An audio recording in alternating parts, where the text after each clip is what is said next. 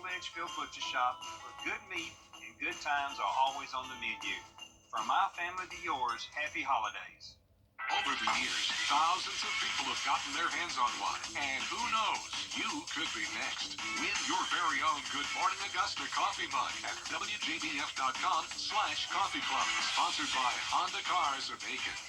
Whenever I felt I had a question, they were always there. The Live 5 for 6 Skyview Network, sponsored by Terry Lambert Hyundai. We had a very cold start to our Friday morning, but now we're going to see some more mild temperatures as we head into the weekend. Definitely some cloudy conditions, but no rain expected. Then next week, we're warming all the way up into the 70s. I'll have all the details coming up. Right now on News Channel 6 at 6, a local disaster recovery center back up and running after a small setback. How they are helping those hit hard by Hurricane Helene as your news at 6 starts now. Live from Television Park, this is WJBF News Channel 6 at 6. Good evening, everybody. I'm Brad Means. Thanks for joining us. Jenny is off tonight. Coverage you can count on begins as one of our local disaster recovery centers is back in business. It's the Jefferson County DRC. They had to close on Tuesday, worried about possible flooding.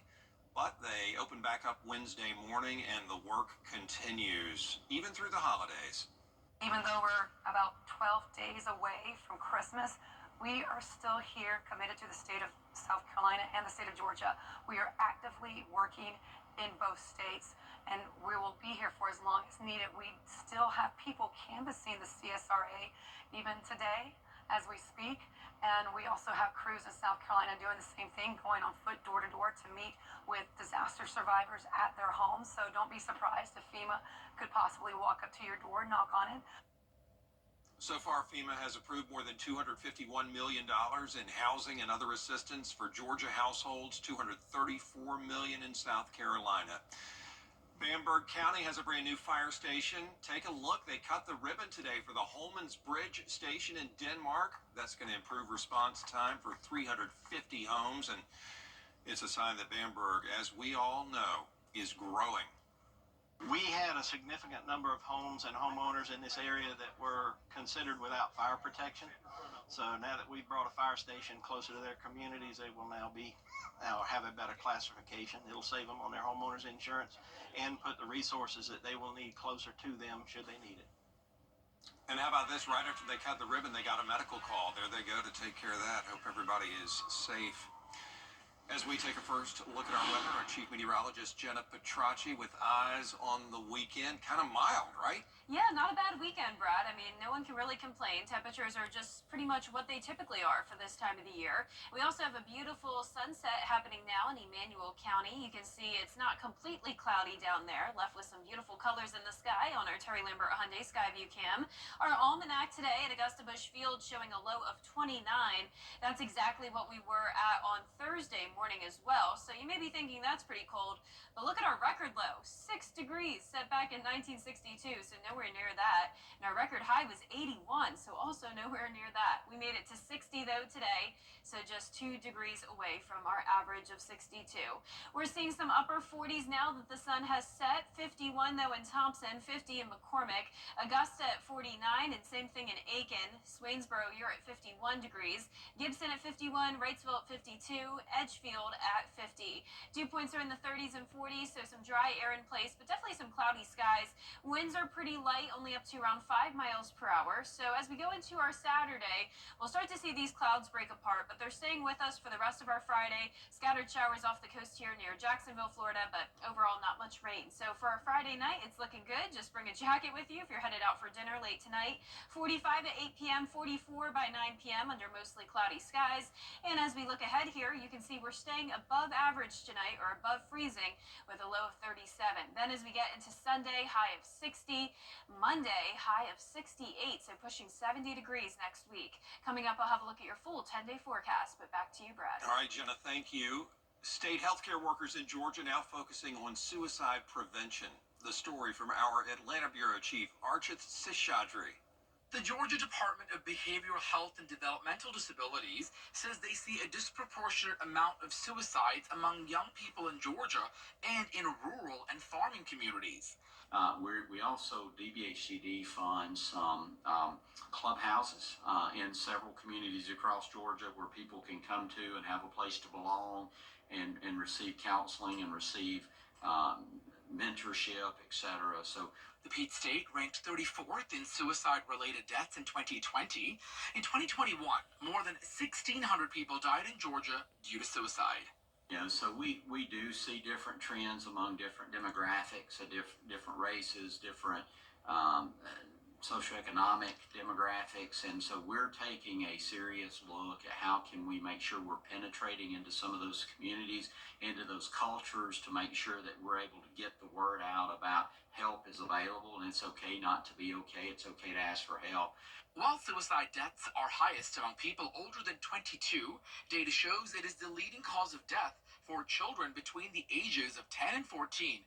And the state's commissioner says that's because of cell phone use and social media for children. So they're always faced with that text message, that social media post, something that makes them feel bad. And that's something that parents have to really think about as they talk to their children and monitor how their children are using cell phones and social media. The commissioner says the biggest challenge in Georgia is having enough health counselors, psychiatrists, and resources to provide support to those who need it when it comes to mental health. Schools play a big role in that. We have Apex, which is a licensed mental health clinician in over 700 schools now in Georgia that's being funded by the state. We're working on some telehealth options in the schools all across the state with mental health counselors. Reporting in Atlanta, Archit Seshadri, Atlanta Bureau Chief.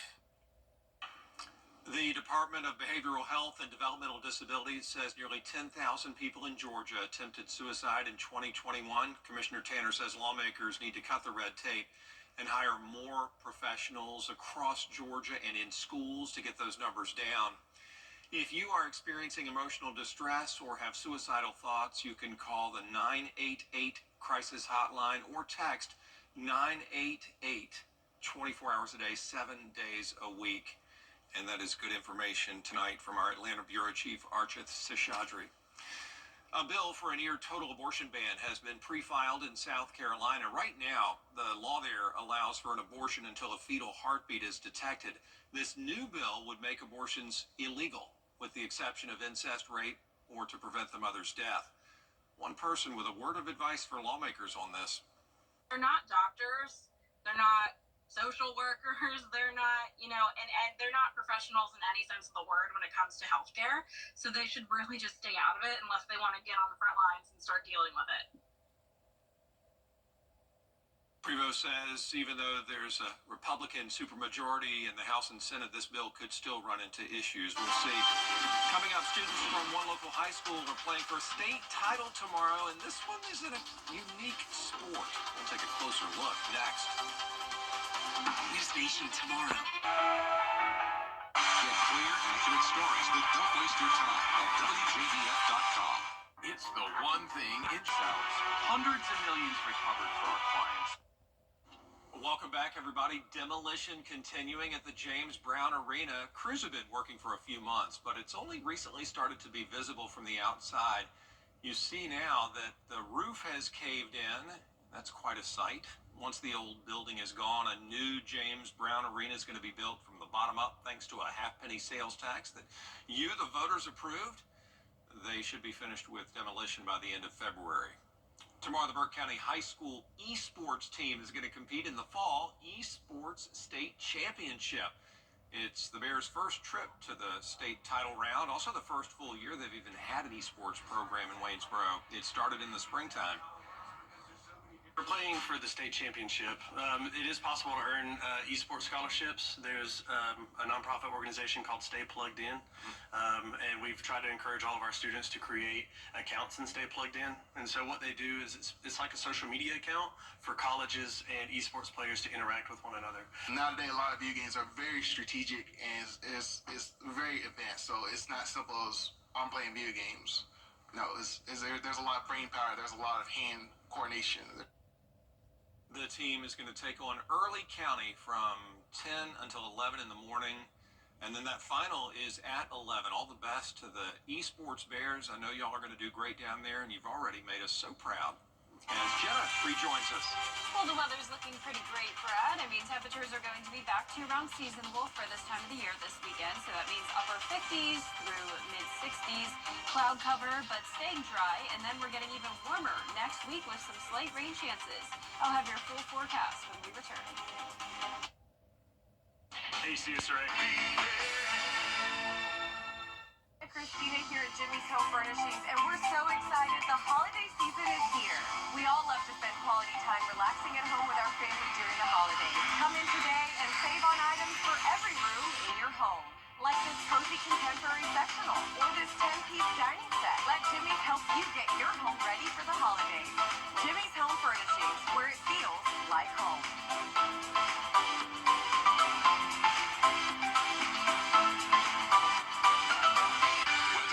On News Channel 6, brought to you by Hickson Roofing. The Coffee Club on News Channel 6, sponsored by Honda Cars of Aiken. Now, your most accurate forecast with WJBF Live 5 for 6.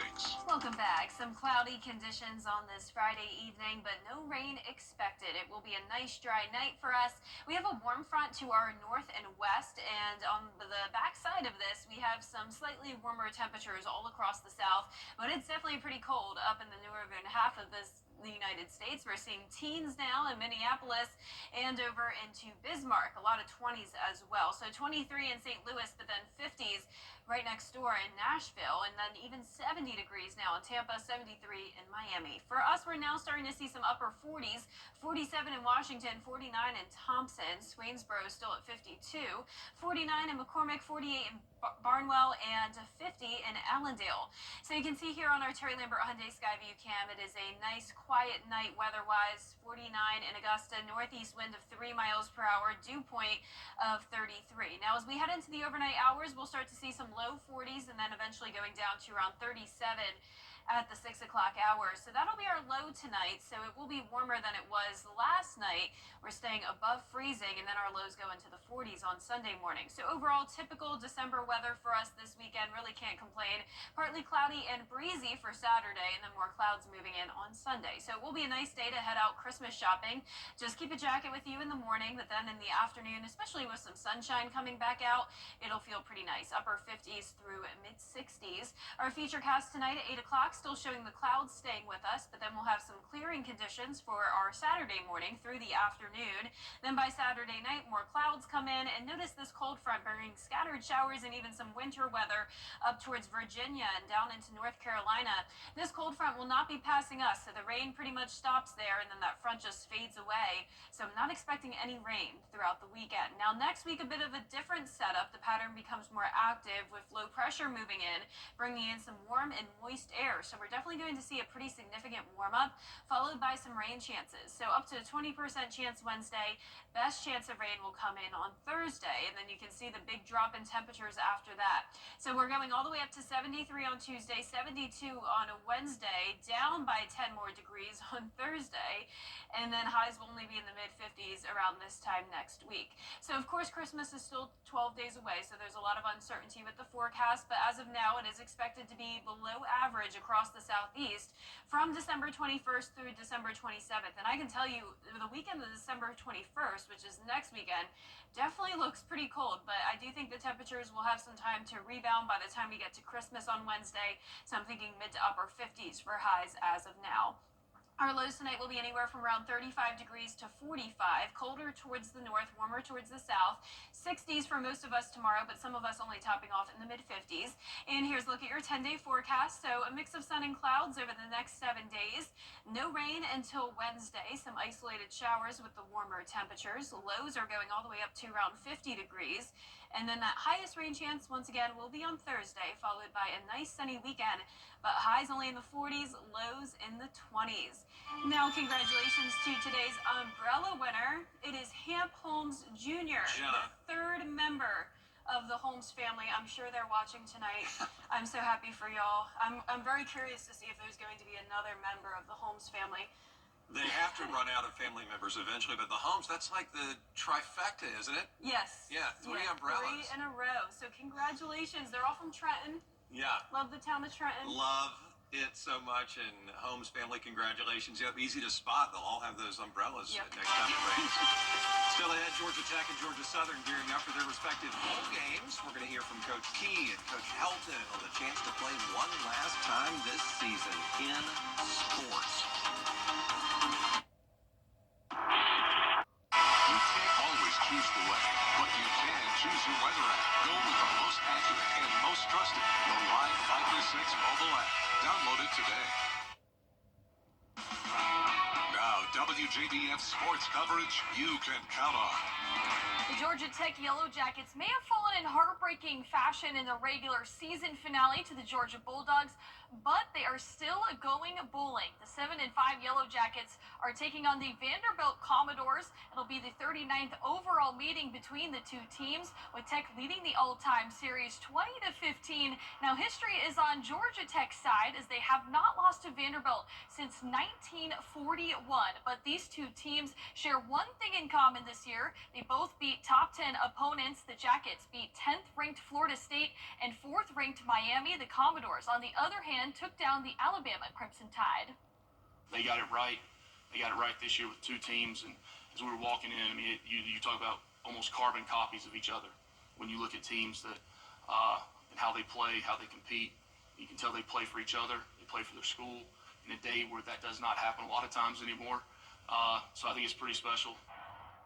Kickoff set for Friday, December 27th, 3:30 p.m. on ESPN.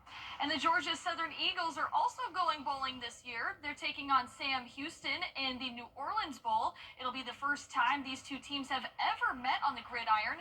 The 8-4 Eagles are making their 7th bowl appearance in 10 years. They're also 11-7 all-time when playing in the Caesars Superdome. Great reward for our football team and what they've accomplished this year, and having the availability and the opportunity to play one more time together as a team with these 31 seniors. That this is our last time as a football family to try to go 1-0 on the week on a national stage. Kickoff set for Thursday, December 19th, airing at 7 p.m. on ESPN2. And the high school basketball season is now in full swing, and a handful of our area teams are playing tonight in the Brighter Side Roofing Classic. One matchup in particular to watch out for is the Grovetown-Grayson game. Grovetown sophomore MJ Curry averaging 20 points, 7.5 rebounds, and 3.5 assists per game. Their opponent Grayson, though, fresh off of a state title from last year, they're currently ranked number 1 in the nation by On3 and 4th in the nation on Max Preps. Tip-off set for 7 p.m. You can catch those highlights at 10 and 11.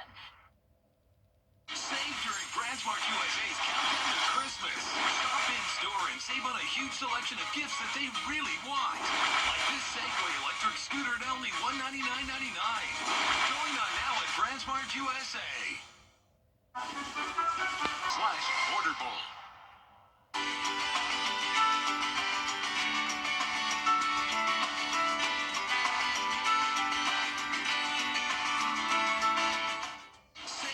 BrandsMart USA's Countdown to Christmas. Upgrade your kitchen for the holidays with a new appliance. And take home this air fry convection toaster oven today for only $39.99. Going on now at BrandsMart USA. Temperatures will be back into the 60s Saturday and Sunday, lows above freezing. Then as we go into next week, highs in the 70s, lows near 50, and then some rain by Thursday. It is a giant way to say Merry Christmas, but in a really small way. This miniature holiday village really is something to see, and it's out there somewhere with George Escala. This tiny town all lit up for Christmas, a labor of love for Brian Lil Mo Morris. I love creating stuff with my hands. I get a lot of enjoyment out of it. And what's not to enjoy in this winter wonderland they call Moville? What started with one miniature 16 years ago has transformed into a dense, diverse holiday destination. We love it.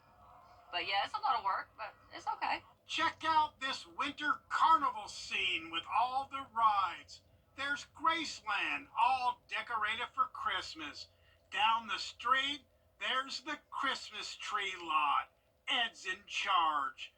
There's an airborne Santa and his reindeer. There are hot rods on the streets and people enjoying sliding in the snow down a steep hill.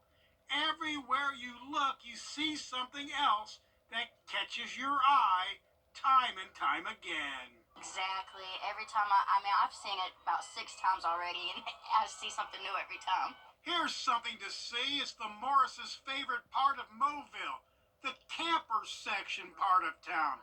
Check out these folks cooking outside, sitting around the fire. They got the big screen outside. It's not fancy, but it's family. You know, it's not the most glamorous, but we love it. Mobile also experienced a disaster this year. It got hit by the hurricane as well. Yeah, we got power lines laying on the ground, trees laying on cars.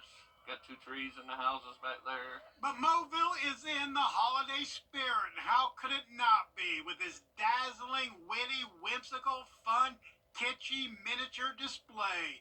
It doesn't just say Merry Christmas, it shouts it. Mission accomplished.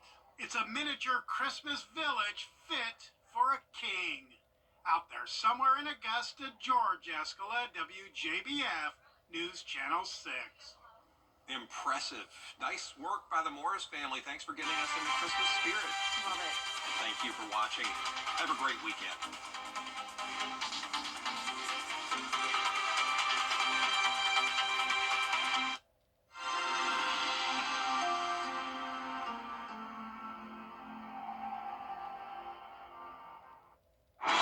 Tonight, breaking news as we come on the air.